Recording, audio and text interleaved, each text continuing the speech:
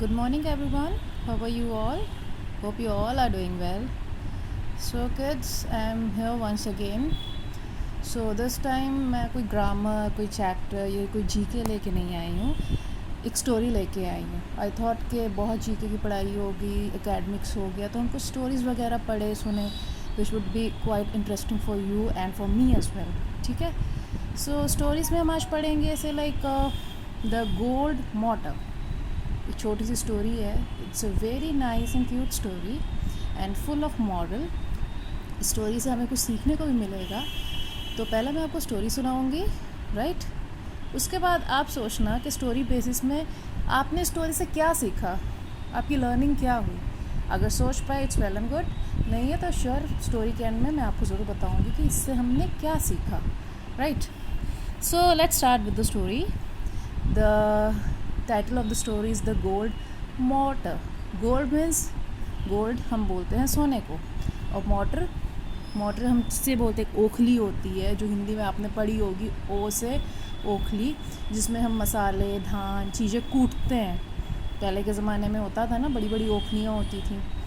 सो किसी चीज़ को पाउडर करने या पीसने के लिए उसे बड़े से डंडे के साथ उसमें कूटा जाता था, तो उसे हम इंग्लिश में बोलते हैं motor. So let's start with the story now. Once a poor but honest peasant went to the king of the land for help. The king gave him a piece of land so that he might grow enough food to feed his family. The farmer thanked the king from the core of his heart. एक समय की बात है, एक गरीब but एक बहुत ही ईमानदार आदमी था. ठीक है. वो गया था अपने गांव के या फिर अपने देश के, हम बोल सकते, अपने राजा के पास गया था मदद मांगने के लिए. किस तरह की मदद? कि उसे एक ज़मीन चाहिए थोड़ी सी. ठीक है. तो राजा बहुत दयालु था. He was a very kind person. उसने उस बंदे की मदद की और उसे एक छोटा सा ज़मीन का टुकड़ा दिया. He gave him a piece of land so that वो जो पीजेंट है, वो जो आदमी है, उसमें वो इतना धान या इतनी खेती बाड़ी वो कर सके कि वो खुद का और अपनी फैमिली का पेट भर सके. तो जब बिना किसी कंडीशन के, बिना किसी शर्त के राजा ने उसे ज़मीन का टुकड़ा दे दिया कल्टीवेशन के लिए, तो वो बहुत खुश हुआ और राजा को दिल से उसने थैंक कहा, क्योंकि वो गरीब था. बदले में राजा ने उससे कुछ भी नहीं लिया. ठीक है. Next. One day while the farmer was ploughing A gold mortar came out of the earth. अगले दिन उसने उसमें कल्टीवेशन यानी खेती बाड़ी शुरू कर दी. एक दिन उस पर प्लॉइंग मीन्स हल चलाते चलाते, हल क्या होता है, मिट्टी से खोदते हैं, फिर मिट्टी में हम कुछ बीते हैं जो फसलों का रूप लेती हैं. तो अचानक प्लॉ चलाते हुए उसे उसी ज़मीन में से, उसी पीस ऑफ लैंड में से एक सोने का मोटर मिला. That is gold motor. सोने की ओखली मिली. एज़ वी नो, हमने पहले ही पढ़ा है कि ये आदमी बहुत ऑनेस्ट था.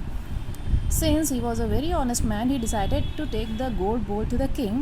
He believed that the king, as owner of the field, owned whatever was found in it. वो इंसान बहुत ईमानदार था. तो उसने क्या सोचा कि ये जो सोने की ओखली निकली है, ये मैं ले जाके राजा को दे दूँगा. क्यों? क्योंकि ये ज़मीन राजा की है, तो इसमें से जो भी निकलेगा तो वो राजा का ही हुआ. So it's a good thing ना. He is a very honest man. वो डिसऑनेस्टी भी कर सकता था, मतलब छुपा सकता था या उसका फ़ायदा उठा सकता था, राजा को नहीं बता सकता, बट उसने ये चीज़ नहीं किया. उसने क्यों नहीं किया? कि राजा ने उसके लिए अच्छा सोचा. तब now it is peasants turn कि वो उनकी अच्छी सोच को, उसकी मदद को कुछ रिटर्न दे, राइट. तो वो ओखली लेके राजमहल जाने के बारे में सोचने लगा. No, don't do that. The king will ask you to offer him the pestle as well. Where from will you produce it? Argued the farmer's daughter.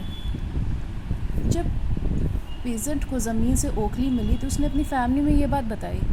तो उसकी बेटी ने कहा, नो डैड, आप किसी भी हालत में ये मोटर राजा को आप नहीं देंगी. क्यों नहीं देंगे? क्योंकि ओखली कभी अकेले तो नहीं होती है. ओखली में कूटने वाला एक डंडा भी होता है, जिसे हम पैसल बोलते हैं इंग्लिश में, राइट. तो पैसल तो हमारे पास है नहीं. पैसल आपका ज़मीन से निकला नहीं, तो राजा को आप क्या बोलोगे कि पैसल कहाँ है? वो हम पे शक करेगा कि पैसा भी गोल्ड का था, वो तुमने छुपा लिया होगा, तो पापा आप मत जाइए। तो उसने एक अच्छा सजेशन दिया अपने फादर को।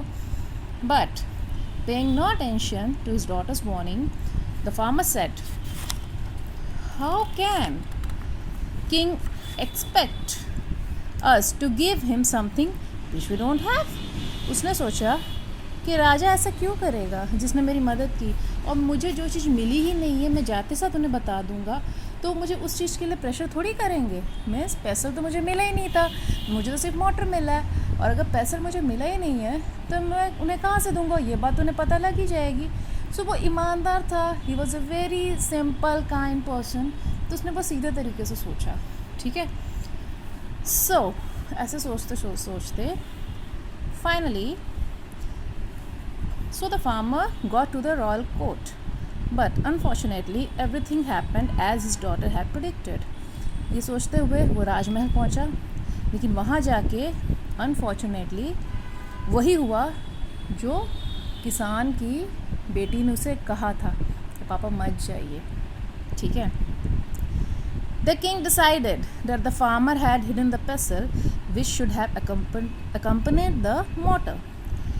He had the farmer thrown into prison. For days, the poor man had nothing to eat and chided himself bitterly. Oh, if only I had listened to my daughter. राजा ने जैसे राजमहल पहुंचा, राजा ने पूछा उससे, motor के साथ पैसल का है, ओखली है, तो उसका डंडा कहाँ है। अब डंडा तो उसे नहीं मिला, तो उसे तो ज़मीन से सिर्फ ओखली मिली थी जिसे वो देने के लिए राजमहल पहुंचा। लेकिन राजा ने उसकी बात नहीं मानी। उसने सोचा, नहीं प्रिजन, तुम चोर हो, ओखली की कभी डंडे के बिना होती नहीं है, ओखली अगर गोल्ड की है तो डंडा भी गोल्ड का ही होगा, सोने का ही होगा, तो तुमने उसे कहीं छुपा दिया, तुम मुझे झूठ बोल रहे हो। और इस तरह से राजा ने क्या आदेश दिया कि उस पीजेंट को जेल में बंद कर दिया। ठीक है, कई दिनों तक बेचारे ने कुछ नहीं खाया, उसे कुछ खाने को नहीं दिया गया, बिकॉज वो पनिशमेंट कर रहा था ना, पनिशमेंट फेस कर रहा था। सो कुछ खाने को उसे नहीं दिया गया। वो लेकिन मन ही मन बड़बड़ाता रहा कि काश मैंने अपनी बेटी की बात सुनी होती। Oh, if only I had listen to my daughter, काश मैंने अपनी बेटी की बात सुनी हुई होती। Then the century of the prison overheard the farmer's words and conveyed them to the king. ऐसे में जो जेल का रखवाला होता है, डेट इज़ अ गार्ड, तो वो उसे बड़बड़ाते हुए सुन लेता है, अपने आप से बातें करता रहता है ना वो किसान कि ओह मैंने क्यों नहीं सुनी अपनी बेटी की बात, मैंने क्यों नहीं ध्यान दिया। तो ये बात वो जाके राजा को बताता है कि वो किसान जिसे आपने बंद किया है जेल में, वो अपने आप में ये बातें कर रहा है। So the farmer was sent for and asked why he had said those words. The farmer told the king the whole story, and the king was very impressed by the farmer's daughter. The king admired her wit and wisdom and appointed her as a minister, as also released her father. So जो jail और prison का जो guard है, जो वो king के पास जाके बताता है कि सर योर हाइनेस, आपने जिसे बंद किया है जेल में, वो अपने आप में ये बात कह रहा है कि काश मैंने अपनी बेटी की बात सुनी ही होती। तो ये सुन के राजा को डाउट हुआ। ठीक है, तो वो क्या करता है, बोलता है कि उस किसान को जेल से निकाल के लाओ। तो जब वो निकाल के लाता है तो उसे पूछा जाता है कि तुम ऐसे क्यों बोल रहे हो कि मैंने अपनी बेटी की बात नहीं सुनी, काश मैंने सुनी होती, इसका what is the meaning of this, king उसे पूछता है। तो वो जो फार्मर है उसे किंग को सारी स्टोरी सुना देता है, दैट योर हाइनेस, मेरी बेटी ने मना किया था कि आप पापा मोटर निकली, आप मत देने चाहिए, अगर आप देने जाओगे तो किंग आपसे पैसा भी मांगेगा, पैसा तो हमें मिला नहीं है, फिर वो हम पे शक करेंगे कि हमने चीज़ छुपाई है और हम कहाँ से प्रूफ करेंगे। तो इसने पूरी स्टोरी बताई। तो फार्मर की ये स्टोरी सुन के the king got very impressed by his daughter's wit and wisdom. Wit and wisdom means उसकी बेटी गलत नहीं थी, उसकी बेटी बेईमान नहीं थी जो अपने पापा को रोक रही थी, उसकी बेटी was a very clever girl. ठीक है, वो अपने पापा को समझा रही थी कि इस तरह से पापा मेरे फंस सकते हैं, इसलिए अपने पापा को बचा रही थी और एक सजेशन दे रही थी।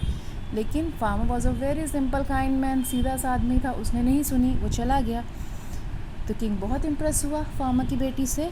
So the very next day king ने फार्मर की बेटी को अपने राजमहल में एज अ मिनिस्टर रख लिया। मंत्री यानी एज अ मंत्री, राजा के कई मंत्री होते हैं अलग अलग डिपार्टमेंट्स के, तो उसे एज अ मंत्री अपॉइंट कर लिया और उस फार्मर को भी जेल से छोड़ दिया। So this is what the story is all about the gold mortar. Now tell me kids कि आपने क्या सीखा इसमें से, what is your learning from the story, any idea?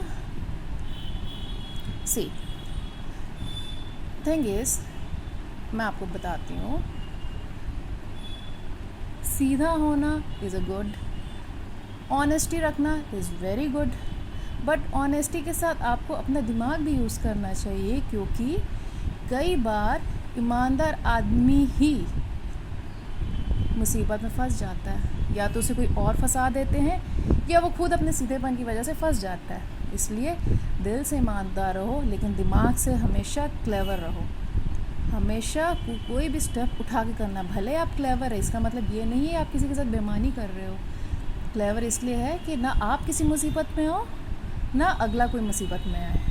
सीधा होना, ऑनेस्ट होना is very good thing, but at the same time you should be clever and alert itself, right? So this is what the story is all about, the gold mortar. मेरी video फिर से सुनना, it's very interesting. रात को सोने से पहले सुन लेना, सुन के सो जाना, स्टोरी याद भी हो जाएगी। ठीक है, चलो, thank you and have a nice day, take care.